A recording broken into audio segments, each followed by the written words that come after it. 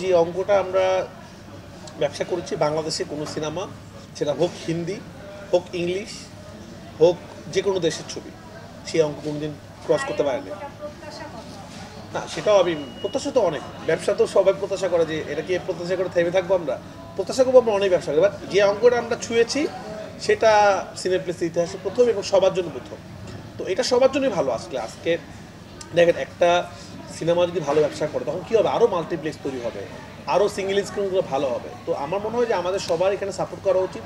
Bangla cinema যখন ব্যবসা করা শুরু করবে, হল মালিকরা যখন লাভবান হবে, তখন আরও অনেক অনেক হল হবে এবং হলগুলো পরিবেশ ভালো হবে। আপনারা দেখছেন যে গত লাস্ট 3-4 বছরে যখন ভালো ভালো সিনেমা রিলিজ হয়েছে এবং ব্লকবাস্টার হয়েছে, সেটা পরাণ হাওয়া হতে পারে, প্রিয়তমা, সুরঙ্গ, সেই সবগুলো ব্যবসা করেছে।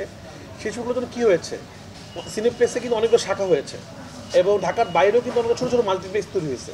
তো এই ধারাটা আমি বিশ্বাস করি তুফানের জোয়ারের পর আরও 10 থেকে 20টা মাল্টিপ্লেক্স তৈরি হবে এবং একটু একটু করে বাংলা ছবি আরও আগায় যাবে ইনশাল্লাহ।